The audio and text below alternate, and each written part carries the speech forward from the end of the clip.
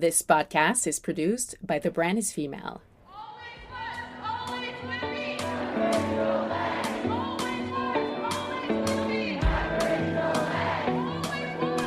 Tansei, hello, and welcome back to the Matriarch Movement podcast. I'm your host, Shayla Olette Stonechild, and I'm very excited, as always, for today's episode. But I have to say, I was a little bit nervous because I have known Tanya Talaga's work for what I feel has been my entire life. Actually, no, I'm pretty sure it has been my entire life. Tanya Talaga is an Anishinaabe Canadian journalist and author, and she worked as a journalist at the Toronto Star for over 20 years, covering health, education, local issues, and investigations. She now works for the Globe and Mail, and her 2017 book, Seven Fallen Feathers, Racism, Death, and Hard Truths in a Northern City, won quite a bit of awards. Not only that, but she holds an honorary doctorate from Lakehead University, and I was introduced to her Audible original series back in December of 2020 when I teamed up with Audible. And if you haven't listened to that series, it's called Seven Truths, and it intertwines Canadian history and the injustices we face as Indigenous people, but also in the present day. And she intertwines a bit of the seven sacred teaching. It was a really beautiful series, and so I invite you after today's episode to also download and to support her work. This week's episode of Matriarch Movement is brought to you by our partners at Louvre Design. Louvre is a socially responsible fashion retailer and manufacturer specializing in sustainable women's clothing, with all pieces made and designed right here in Canada. You know, I support women like it's my day job, and Louvre is 100% female owned and female led, which is an A+ in my books. Finding sustainable clothing that doesn't break the bank is literally not easy, but Louvre has set out to change that. Even better, you can be sure that everyone Louvre works with are getting fair wages, and we know how important it is to bridge the gender wage gap. All the clothing is as comfortable as your yoga gear, but chic enough to wear on your next Zoom call, with modern staples and playful prints that you'll literally want to wear every single day. Check out Louvre for yourself at louvredesign.com. That's LOUVE design.com, and get free shipping on your next order with the code ShaylaShipping, all one word, at checkout. Hi, without further ado, I have Tanya Talaga. Bushu, anin Tanya Talaga, nagisnikas, kamusko, pimojija, pineshish, nagisnikas, wakwadotum. It's so great to meet you, and I'm coming to you today from Tekaronto. Awesome. Yeah, I'm based on the unceded Coast Salish territory of the Musqueam, Squamish, and Tsleil-Waututh people of Vancouver. I've been here for like 8 years. I'm curious, did you grow up in Toronto, or where did you grow up? Mm-hmm. I did. I grew up just outside of Toronto. Was born in Scarborough, and then I moved with my family to Markham. And I have always kind of been here. My mom is from the traditional territory of Fort William First Nation. Excuse me. And my dad was Polish. So then you get me. So I've heard you speak a little bit, and you always say that you're walking in two worlds. And so does that feel like a way to explain also your identity, or is that just how you explain your journalism and also being Indigenous and Anishinaabe? I think two out of those three, the first two out of those three for sure. I think that when you grow up outside of community, when you grow up in Toronto specifically, especially in the 70s and the 80s, there was not a lot of recognition of Indigenous identity whatsoever. Toronto is a pretty crazy, vast place, and there's lots of people here from all over. And when I tell people that I was a native and Polish, they would look at me like I had 25 heads. Like no one, like a lot of people didn't know what Ojibwe was or is, and didn't really understand. Like growing up, definitely, definitely I was the only one in the room for sure. I know You're speaking of growing up, but I imagine even now, you being a journalist and you have having done so many things in your career, do you often feel like sometimes you are still the only Native person in the room? Oh yeah, hmm absolutely. Um, I mean, it's getting a little bit better, but not really. That was going to be my next question. To be honest with you.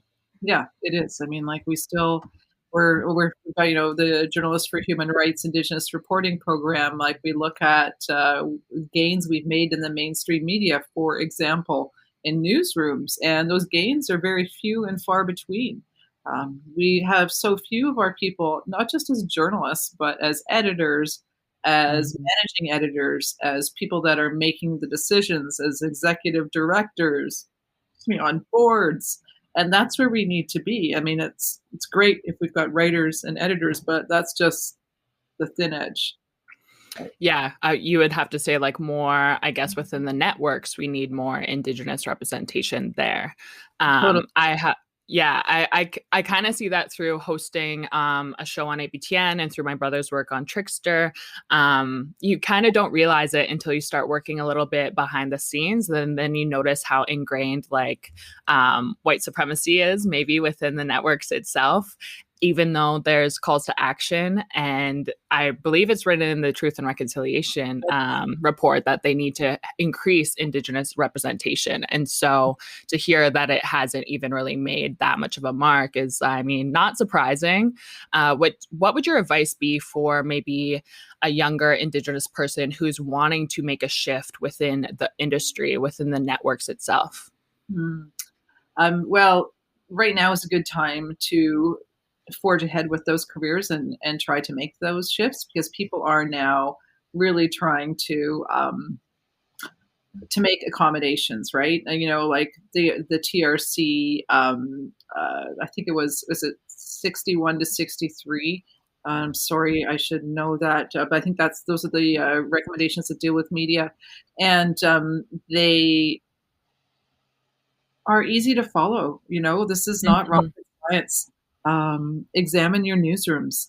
Look at who's doing the reporting. Look at who's making the decisions. And I think that this is a great time for our people to get into the business and to, forge ahead and push the agenda Mhm. a bit, because um,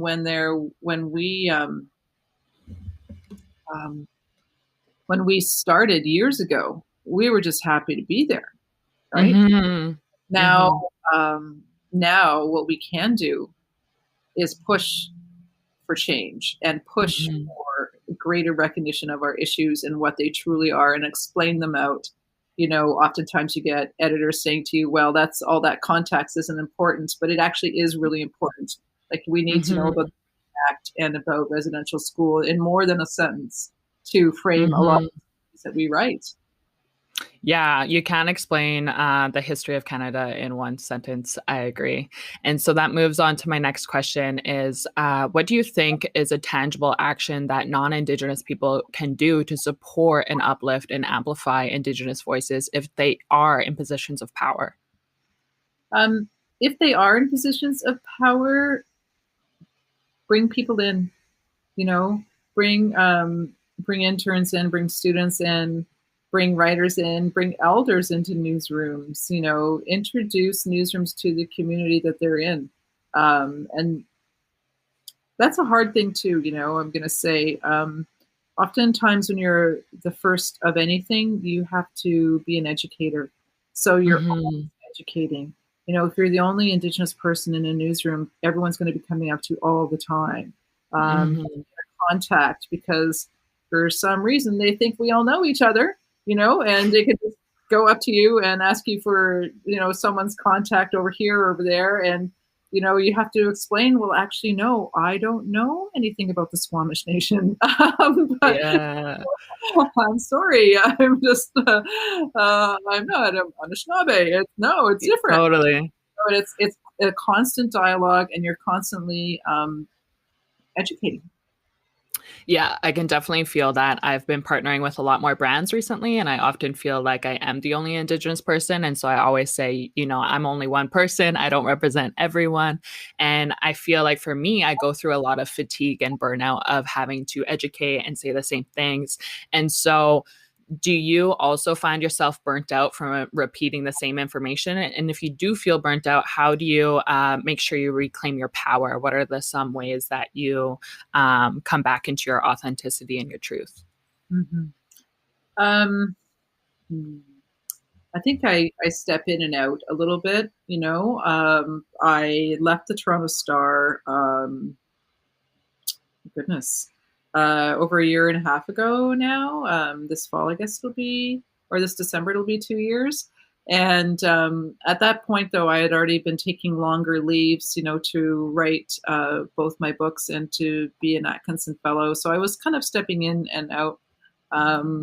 And while I was doing that, you take a breather from the newsroom and having to be that person that's always educating and answering questions, the go-to person, right? And so that to me helped a lot with recharging and sort of refocusing my energies and where they needed to be and in which direction I needed to go in.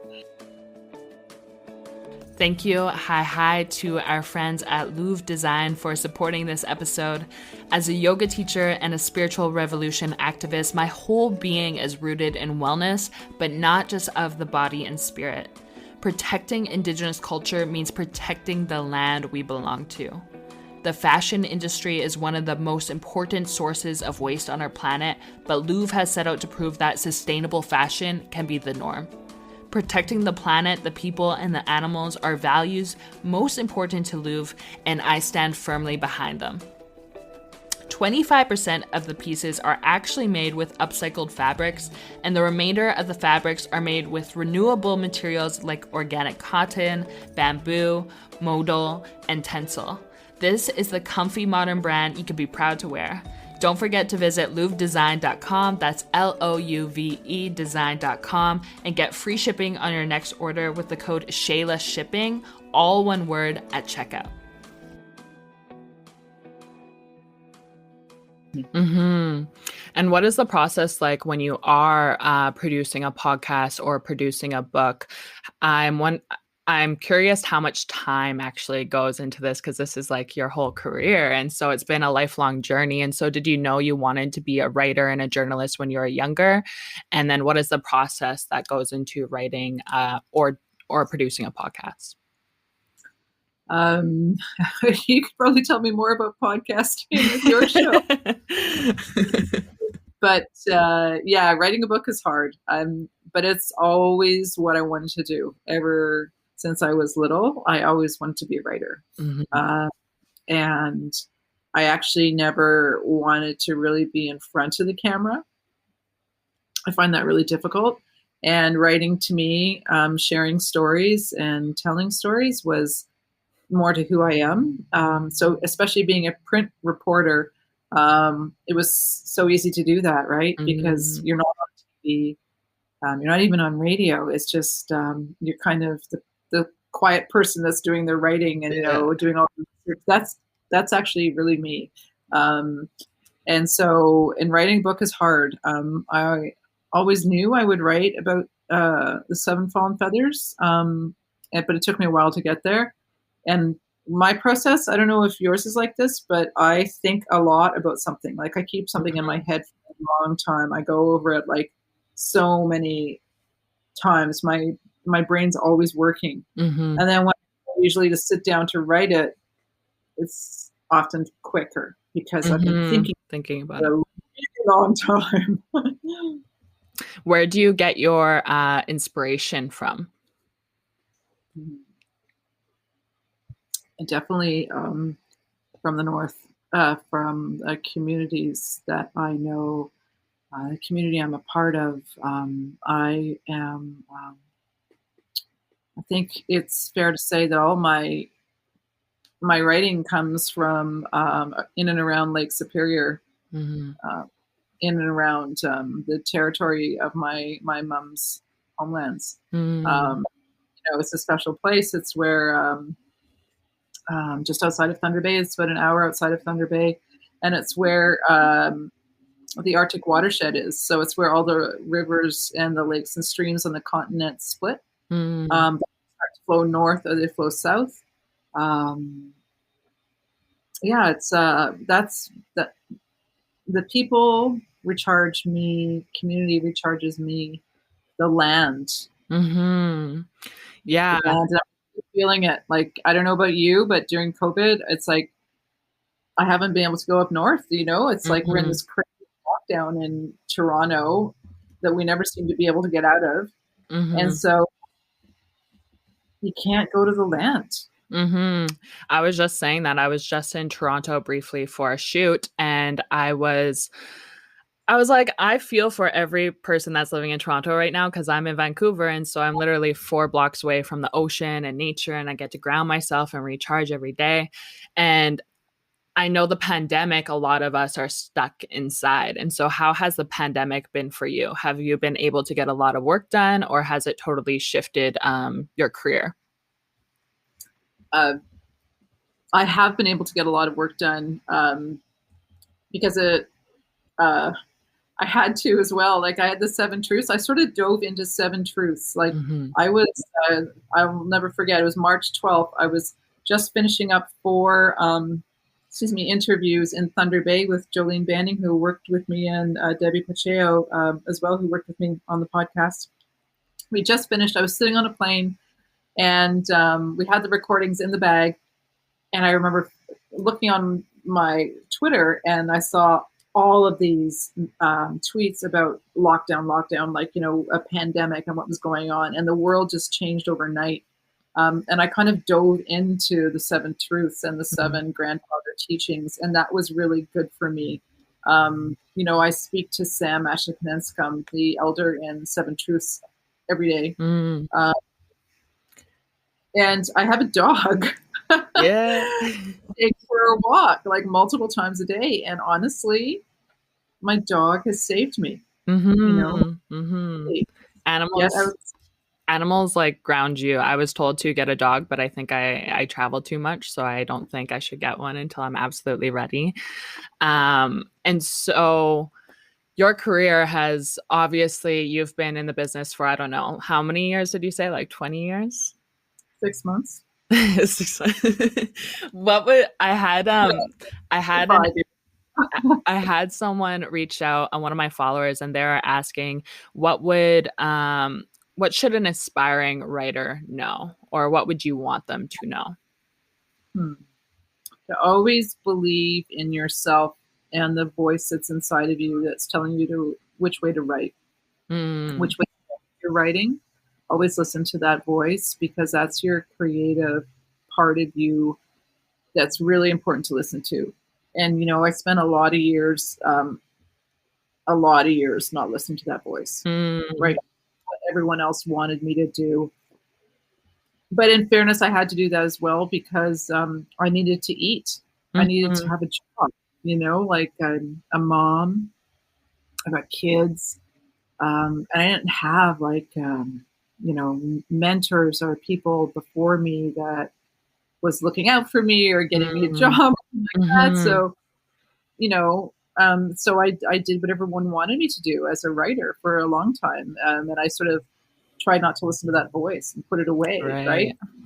And when I stopped doing that, everything changed. That's such a good point. I believe that's like your intuition, your inner guidance system. And I believe that's like a way of decolonizing how we approach work, is to listen to that voice. But because we live in a colonial society, we're told like we need to abide by these certain rules. And some of them may be like, for me, it's perfectionism. I feel like that's something I constantly have to unlearn.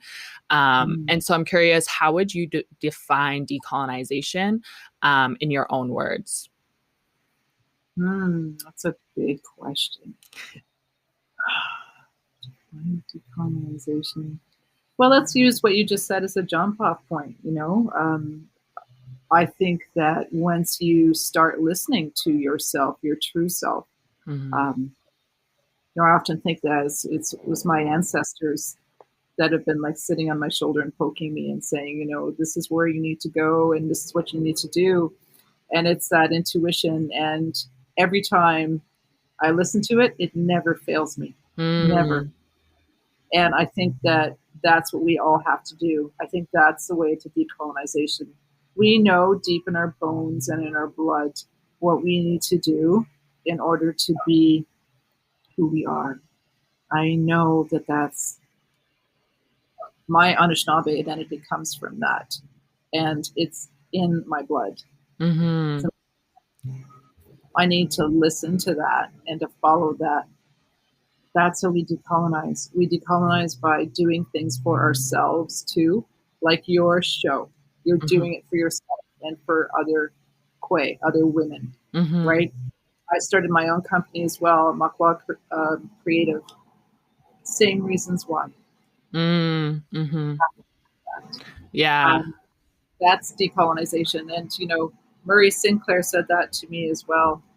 He said that the systems of governance and colonizations do not work for us. We have to create our own path forward. And that's what you're doing. And that's what I hope I'm doing too.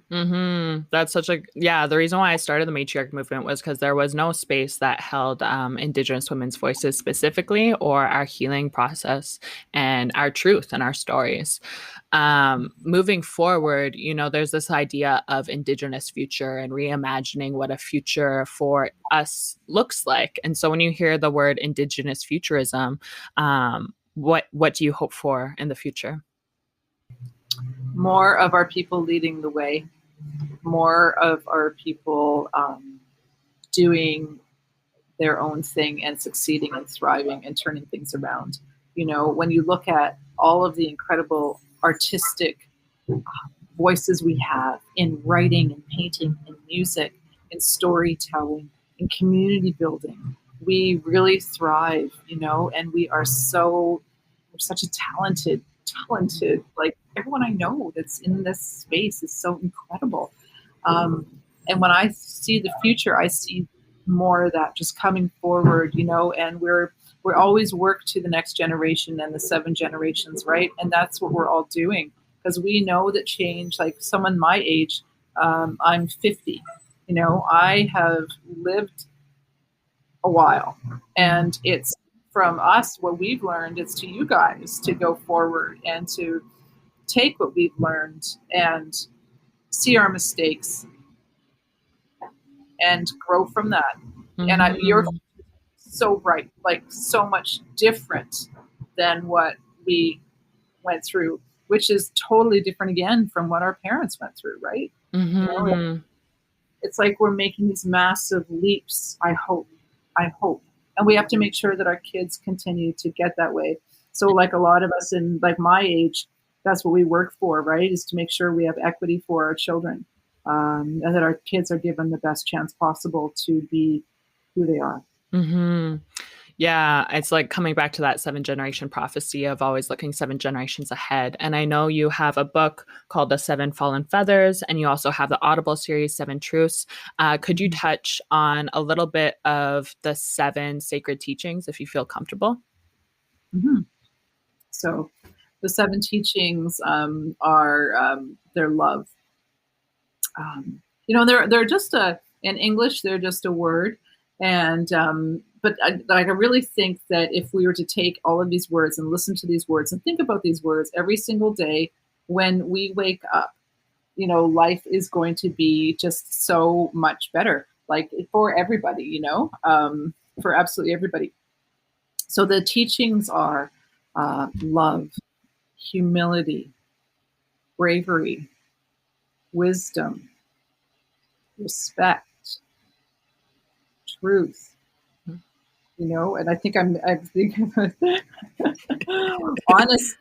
honesty. And you know what? When you think of all those 7 teachings, the most important one is truth. Because when you follow those teachings, you know the truth. And that is how we feel as an Anishinaabe Kwe. These teachings, if you live your life this way, it leads you to Bimadiziwin, the good life, how to live a good life. And that's not like, how do you lead a life that will lead you to a pot of gold? This is, how do you lead a life that makes you the best person you can be, using your teachings and remembering everybody else in your group, Mm-hmm. And respecting the earth and the air, and that we all have a place in the continuum of life. So when I think of those 7 teachings, I think of those things. I was listening to your last Audible podcast. I don't know if it's called podcast, but Audible, and it tied it all up. It was the truth, and it was like, this ties up and embodies all of the 7 teachings. And I believe this is the first step when we talk about reconciliation or relationship building. I feel like we first need to acknowledge the truth that's happened here within Canada. And so for non-Indigenous folks that are listening and that want to support a pathway to reconciliation, what would your advice be for them? Yeah, reconciliation is so hard, isn't it? I mean, truth is definitely where we need to go first, and we need to make sure the truth is told and the truth is accepted by everyone in society, in Canadian society, that your ears are open and that you're learning and you're relearning what you learned in the past. And I think that, reconciliation is not for us to do. It is for non-Indigenous people to do. They have to do the work of reconciliation. I do believe that. And I've often said, and not to be a pessimist, I don't think we're ready for reconciliation yet, because there's too much truth that needs to be told. And there's still too much happening. There's still too many of our people are still dying at the hands of the police. Our kids are still being apprehended. The treaties are still not being upheld. I mean, it just doesn't stop. And so there's going to be no reconciliation until all of this is made fair. Yeah, I think, acknowledging truth is one thing, but realizing that there's still so many things happening in our present day that have not been acknowledged or have not received any kind of guidance or help from whether it's the police or the government. And, when you research a lot of these stories, I would probably find it really challenging on your nervous system and just to hear these stories. And so how is it listening to these stories, and how do you, I guess, transmute them into writing? That's a great question. I appreciate that. I don't think anyone's ever asked me that question before. Very insightful. I think writing heals me. I think that I take a lot in, and I think a lot about these things, and I feel a lot, and it heals me to write it down and to think about it and go over it. So I think that that's part of my healing as well. And yeah, it's hard because for me, I think that's what I do is I kind of avoid some of the stories of even my own family, because it's it brings up a lot of emotion and a lot of things that maybe I don't want to face, but it's needed in order to heal and to transmute and to transform. And so your work today, moving forward into 2021, what does that look like for you? First off, it's May. How the heck did that happen? I don't know. But it's just it, and it's not just May. It's almost the end of May. I know.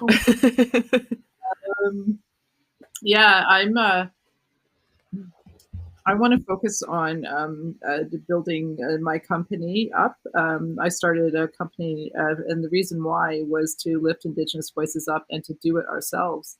And so focusing on where we're going next is really exciting for me. And I'm writing a book. I'm supposed to be writing a book right now. Then it's I have to finish it in 6 months. So so that's going to be the rest of the year for me. But I'm really, really hoping that I can go back north, and just to do that. Like right now, I'm feeling that it's been a long pandemic. Let's just say. Yeah, it's been a long year. Just a couple more questions. I'm curious how you actually get connected with like a publisher and how you actually get your book into like a formation and out there in the world. With me, it was blind luck. Since I worked in the newsroom, I sat beside Michelle Shepherd, who is one of my dearest friends, and she was the terrorism reporter at the Toronto Star, and she had gone out to speak with Janie Yoon, who was with House of Anansi at the time. She was an editor there. They went for lunch because Janie wanted Michelle to do a book. And Michelle at the lunch, she didn't really want to at that time. She said, "You should talk to my friend Tanya. My friend Tanya has a lot of stories that need to be in a book." And so she was the one that made that introduction for me. So I'm forever grateful to Michelle for that. And that's what we have to do, we have to introduce people to our editors and say, this is someone you need to talk to. It's not easy, like you can send blind pitches to people. You could try and find an agent who will send blind pitches for you, and then they'll negotiate a contract and then take 30% of it. So you have to be careful with that too. I think mentorship's really important. And as such, actually, we just started the Indigenous Writers Circle, a mentorship program, with Richard Van Camp, Chelsea Vowell, Norma Dunning, Kim Wheeler. It's going to be super great. And that's the aim, is to how do we hook up people with publishers out there, editors, as it's not easy. The publishing industry is it's this big monster thingy, right? And to be honest with you, it's pretty white, big monster thingy, it's this big colonial structure. It's that was going to be my next question, because I feel like that's within networks and TV, but I would imagine it's the same on the other side of the things as well. And I actually took, I shadowed to be a journalist, and I was the opposite of you. I realized journalism is not for me. I wasn't into all the writing and the research. But I'm grateful for the ones that do it, because there's a lot of work that happens behind the scenes that you don't realize. And we touched on a little bit about mentorship, and I'm curious, who are some of the mentors that have helped you in your whole career today? And then if you could define the word matriarch, and if there's any matriarchs in your life as well. Oh yeah. Oh, those are good questions. Mentors. When I was a journalist, I had reporting mentors, people that, they were actually friends that I looked up to, people that sort of showed me the way. And I'm eternally grateful to them for their help. Because there was, when I went to the Star in 1995, there were no other Indians in the room. The Indigenous issues was reported on by white people, and and there wasn't that much of an appetite for it, right? So it was hard, and I'm grateful to the people that did take me under their wing and sort of believed in the stories I could tell.